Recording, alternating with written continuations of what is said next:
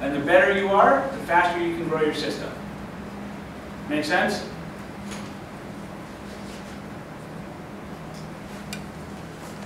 Okay, hold on. I'm going to check something. I want to make sure that we're all together.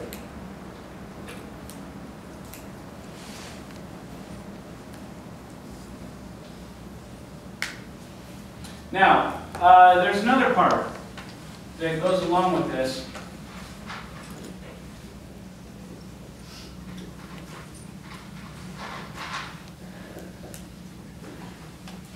The business cycle.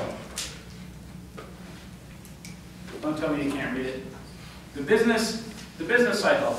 We all know, there are boom times, there are bust times, there are recessions, and that's just kind of frustrating. And it is kind of frustrating. In fact, it's very frustrating when you get laid off.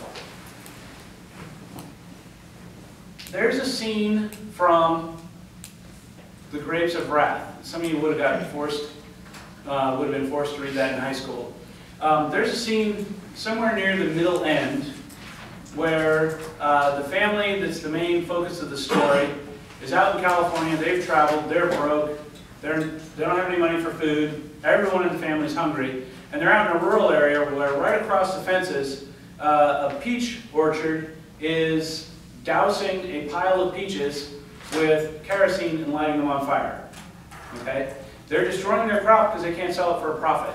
And on this side of the fence, the family's actually starving, right? How does this come about? And I didn't know it at the time when I read it, but it's actually a reference to this theory here.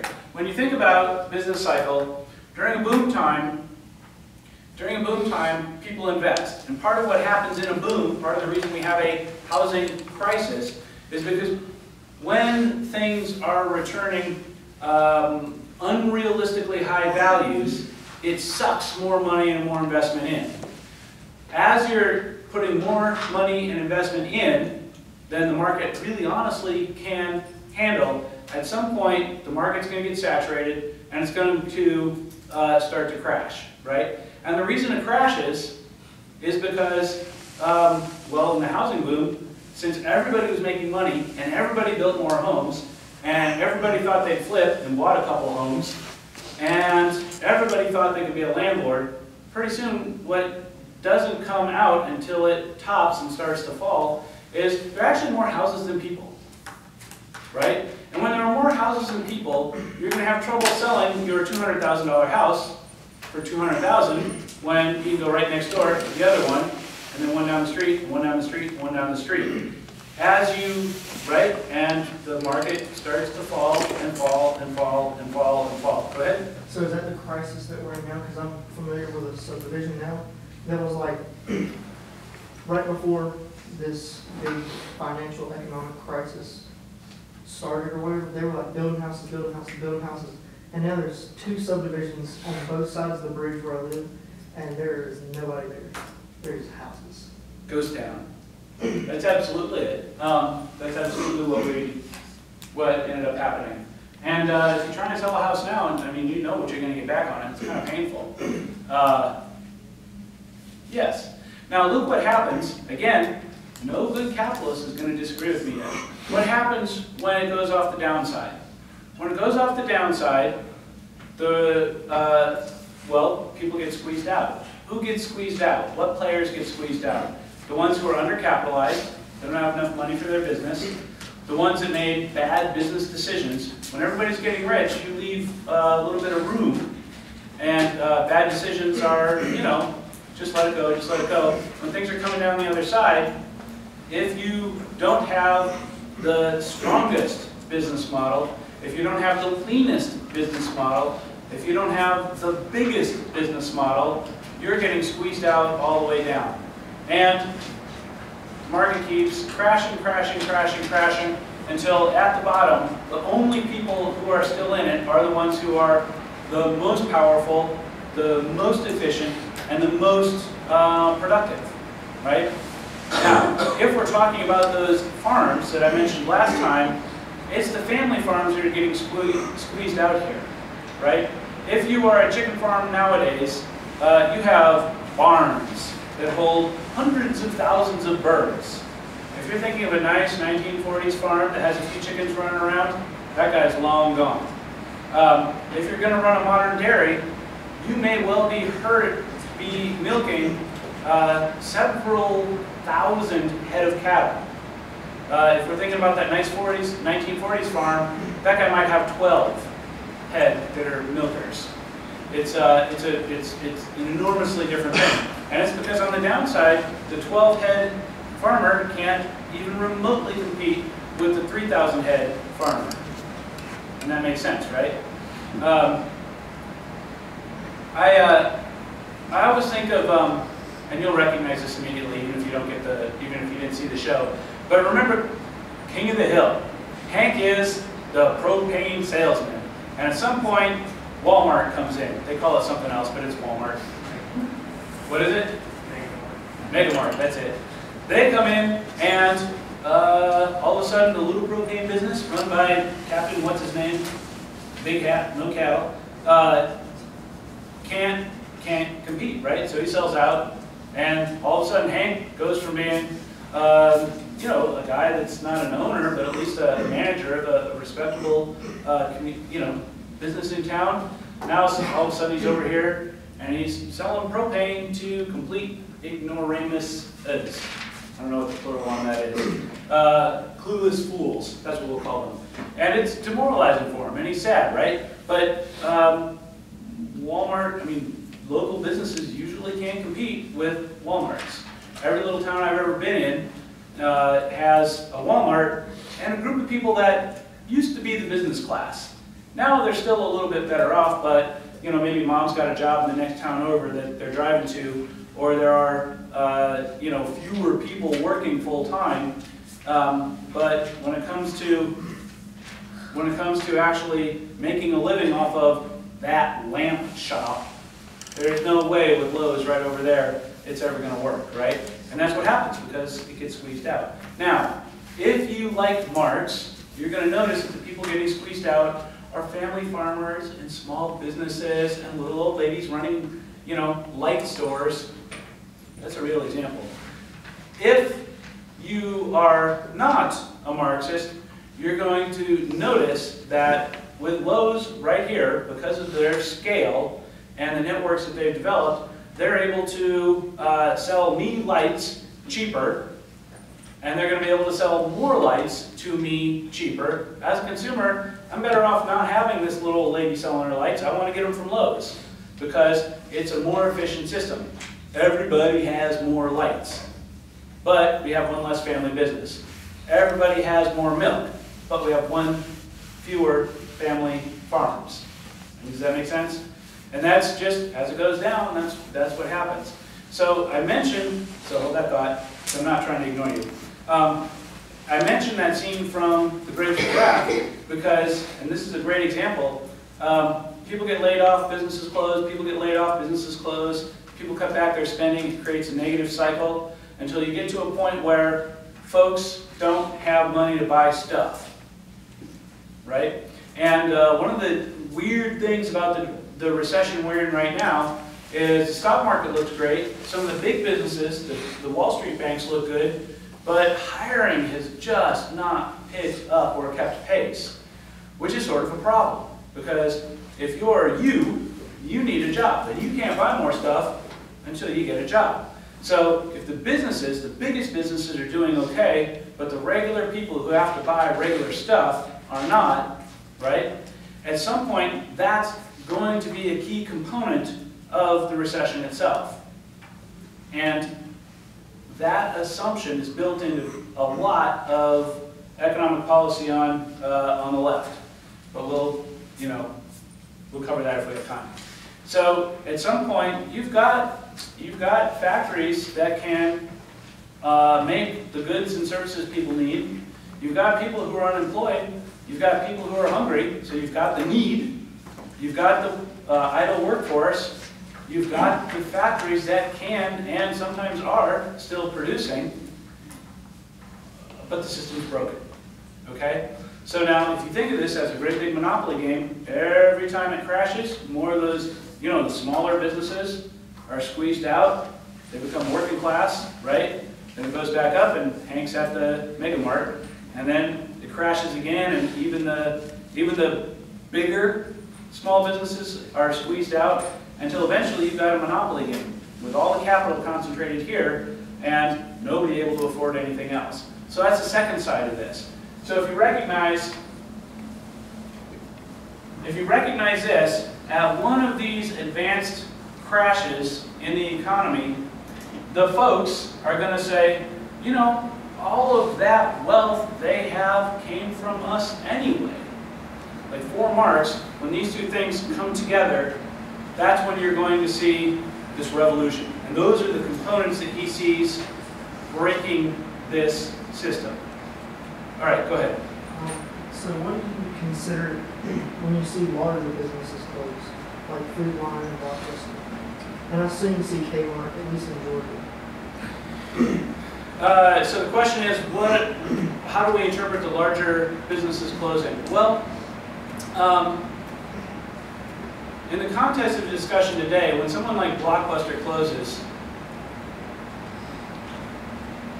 that was just a lack of need.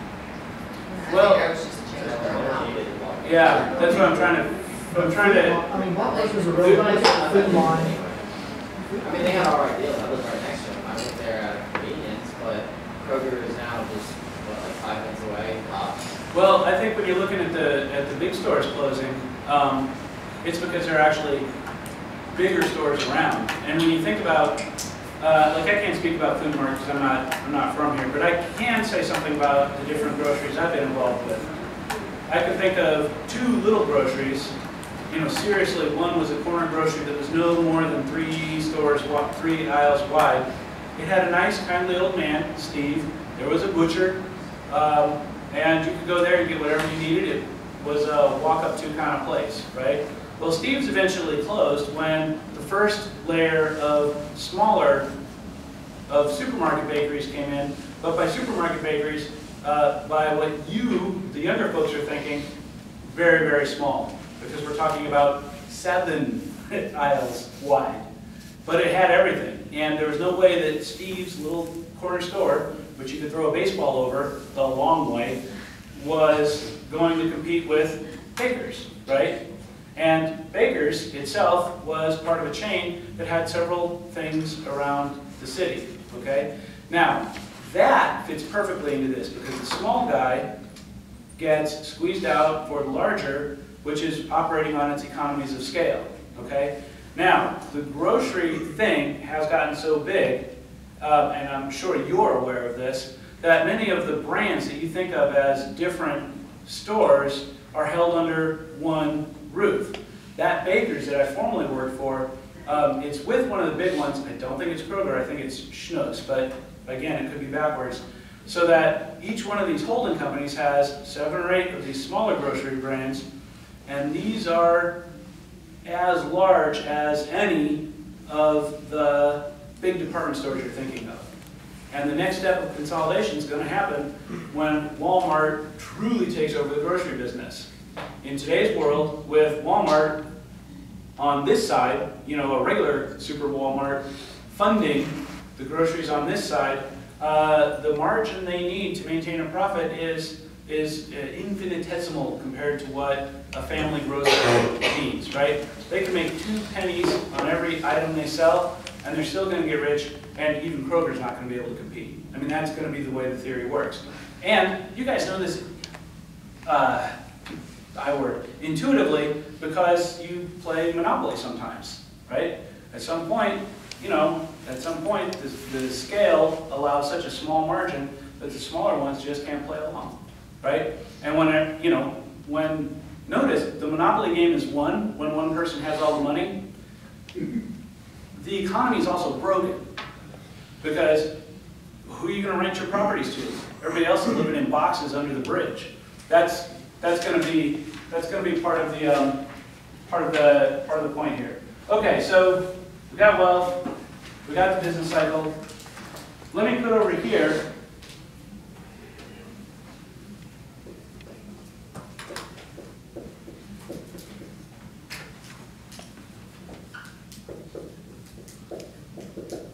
There's a lot of this that are regular. Oh, go ahead. I don't understand, like, what is his ideal economy? Because somebody is eventually going to have to own something. Like, I don't understand what he, like, his ideal economy would be. Okay. Half that answer is what we talked about last time. So, and I think that there's an issue here. If I don't mention it later, remind me, but of scale, and not just Walmart compared to, you know, Steve's, but hunter-gatherer to industrial. So stick that in your head. The other answer is, think about what we were talking about last time. If you have a small farmer who owns his farm, who has business sense, who has veterinary sense, who has mechanical sense, in a Marxist way, this guy is very close to your ideal. Whereas the guy in the chicken factory is very, very far from the ideal. And part of that's going to be because allowing that, this is such a hippie thing to say, allowing that multi-skilled, multivariate expression of your humanity through economics, right, is such a cool thing to aim for. Yeah, but when they say, you know, work smarter, not harder.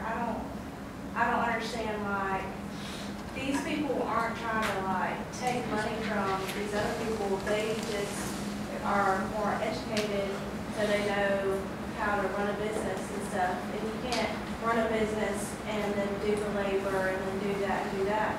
Even with that farmer, say he expanded just, you know, 100 more acres, the smarter thing to do would be hire a handman, you know? Oh yeah, absolutely. And there's nothing that says in a perfect system, and even Marx, we'll get to what Marx's perfect system is, but in terms of gradations of human vitality or happiness, there's nothing that says everybody has to be an owner-operator, but an owner-operator where you own your skills, that's much, much closer to ideal than we're all cogs in a machine with only one skill to sell. That's, I think, the key thing to recognize there. The second thing is, and the reason I say hunter-gatherer to industrial, is when I think of successful communist experiments, okay, I think of tribes. So when you think of, and this comes straight out of the text when they talked about it, but when you think of, you know, hunter-gatherers wandering around wherever, you pick it, what is interesting about these people is they don't own a lot of stuff. And what they do own, if it's big, it's owned in common, but it's almost never anything real big. When someone comes back from the hunt with a pile of meat, if you were to model their tribe after the way we do things, the hunter that came back with the pile of meat would then eat the meat. And if he was feeling particularly charitable in a religious way, he'd say, God bless you, and give the leftovers to the rest of the tribe, which is exactly not what happens. In a tribe, which is maybe an extended family in some ways, there is no deserve to eat or not deserve to eat. If someone brings back food, we're all eating. If there's not food, we're all hungry. This is not the way our system works, okay? And so that's kind of one of the things to keep in mind. But the important stuff is owned in common, right? You'll hear this. Who owns the land? It's a ridiculous question. The land cannot be owned because it belongs to all of us. Who owns the animals? You don't own animals. It's ridiculous. Well, we own animals. They do not. It doesn't even fit into their understanding.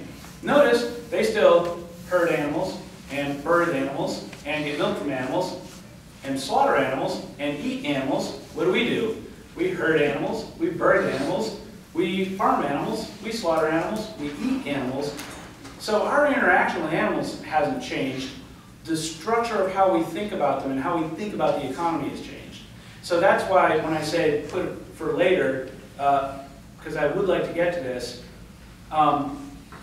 when I think of what Marx is thinking is perfect, I think he's got, and I can't verify this, and I'm sure there are plenty of Marxist or Marxian scholars who would disagree with me. But I think in the back of his head, he's got some quote-unquote noble savage idea of what a tribal life might be like as an ideal sort of sense. So think about that farmer I was just talking about. How close is this guy living to a tribal life, right?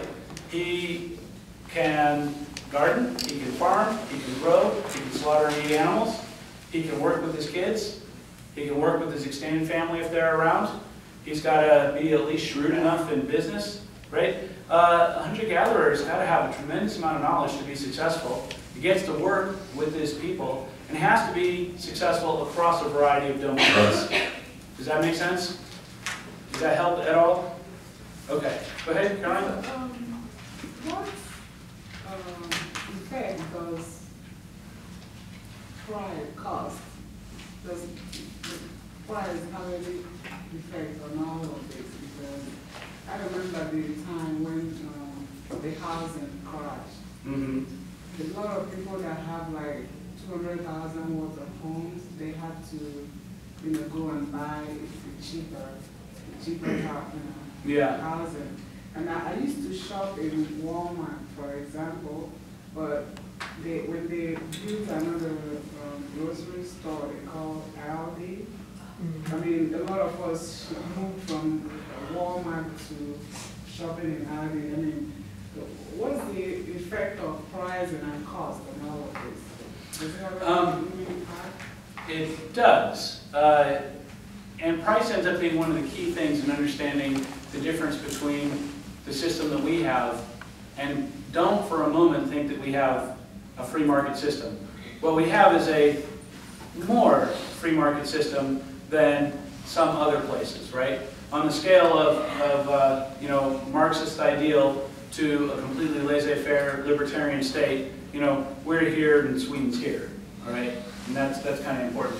Where does price fit in? Well, if we're going to work from free market theory, price represents the ability of that seller to acquire and market what they have cheaper, right? A lower price for you as a consumer is a great thing, and so you'll choose that if that's something that's important to you. In doing that, you're pulling business away from the inefficient ones. When the housing market crashed, the people who got hurt worst were flipper speculators. Oh, I can buy this, I'll put 20,000 in it, we'll make 100,000. Well, at some point, people who really have no wealth at all, no actual cash in the bank, but have a couple $1 million worth of property, well, they're bankrupt, right? The banks that made the stupid decisions should theoretically go bankrupt. Buyers who buy more than they could actually afford should theoretically go bankrupt, right? And so that price is actually a feedback signal. And that ends up being really, really, really important, especially in understanding what's going on here. I don't know if that helps. I feel like it didn't really answer your question. But, all right, one more part here, and then I'm going to move to the next step. Be ready.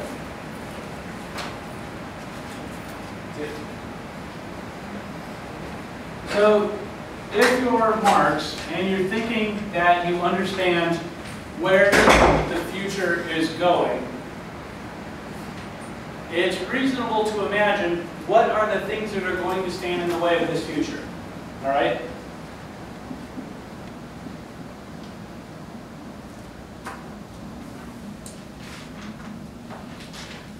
All right, so the first is going to be false consciousness.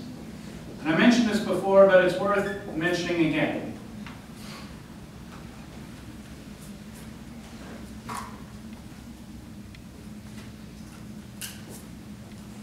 Let me erase this first a moment.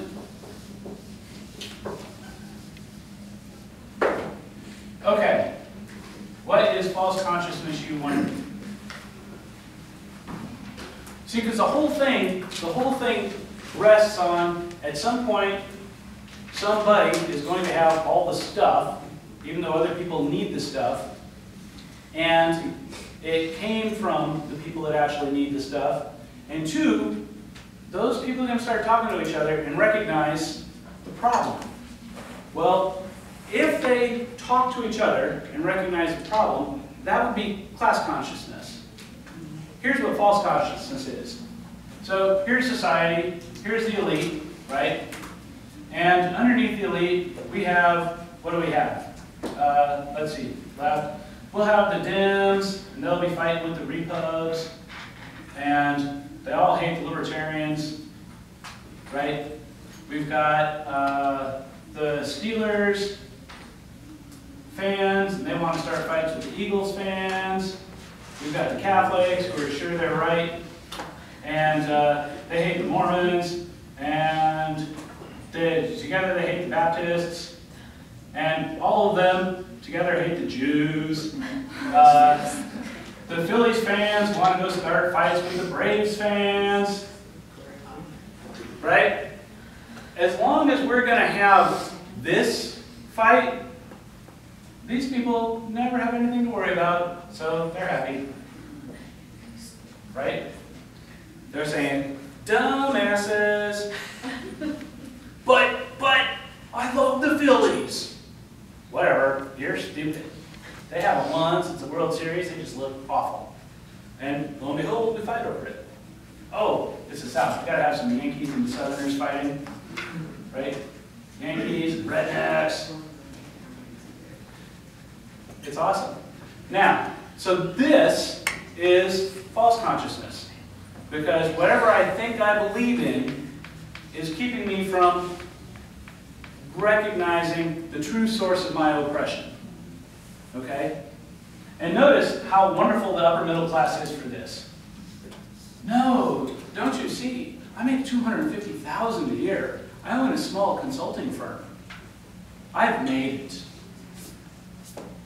Yeah, you've made it. Very good. And that's the reason why what the Marx was saying here is not realistic, because as long as this false consciousness is there, it's not going to happen. It's not going to happen. Right. So, and that's exactly why he mentions class consciousness. And this is something that you might have to work for. So, one of the questions that I've always had about Marx, but I didn't care enough to go read and find the answer to, your professor really shouldn't say that, should he? Is people have talked about it. I know it's out there. I just haven't gone to find it. Is exactly where does his analysis end and his activism begins? Because I can see the analysis here. I can see the activism here. But he says it's inevitable, but then sometimes you sort of need to help it. And I'm not really sure what the answer is. All right, so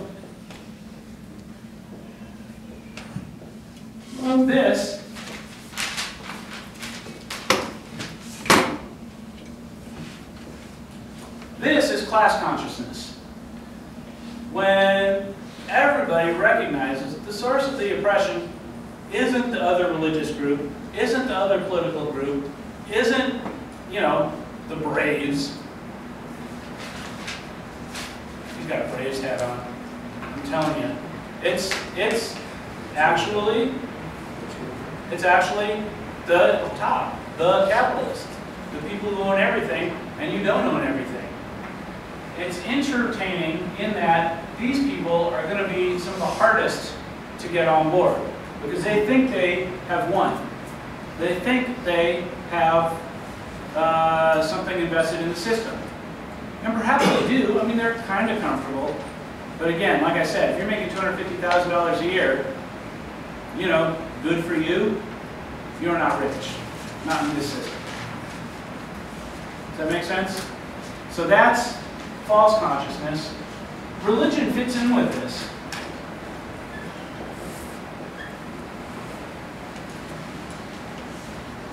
I hope that what I'm about to say doesn't strike anyone as unkind. Please remember I'm speaking hypothetically, or at least from Marxist perspective. Have you noticed that Christianity is custom made to keeping people stupid and quiet?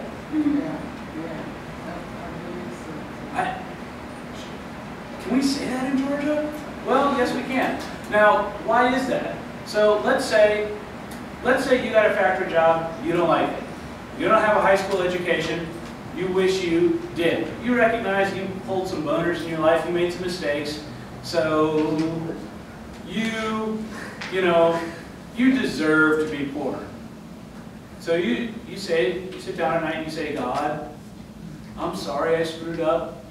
I know that my life, it sucks. I want my children to not be hungry, and I want them to not go to a crappy school. And, geez, God, sometimes I get a little envious. And maybe you go talk to your priest or your pastor about it. And what does the priest say? He says, you know what? Actually, don't worry about it. God understands that you're flawed. And you do know that when you get to the other side, the last shall be first and the first shall be last. So when you're down there in that hole and you're digging, oh, I wish I had a different job, and your hands are blistered, give up that pain to Jesus. Remember Jesus on the cross with his hands being pierced. You think I'm picking on you? I'm related to these people. I know how this talk goes. So those blisters on my hands don't match the piercing of my... Oh, Jesus is a good guy. I won't complain. I'll just dig my hole. And those rich people that you're envious of, hey, you remember that camel through the eye of the needle sort of thing, right? They'll get theirs in the end. Okay, I'll dig. Can you think of a better ideology to fill the heads of your poor working schleps? Nope. If I'm well-to-do, you know what I'm going to donate to? Churches. Keep them stupid. So when Marx said religion is the opiate of the masses, that's exactly what he's talking about. If I can fill your head full of ideas that are going to keep you quiet and working for me and tolerating a level of misery I really don't want to endure, that's wonderful. Okay? This is actually important because, because that's one of the most famous quotes Marx has, and because there were outcomes of this when it came to be applied. All right?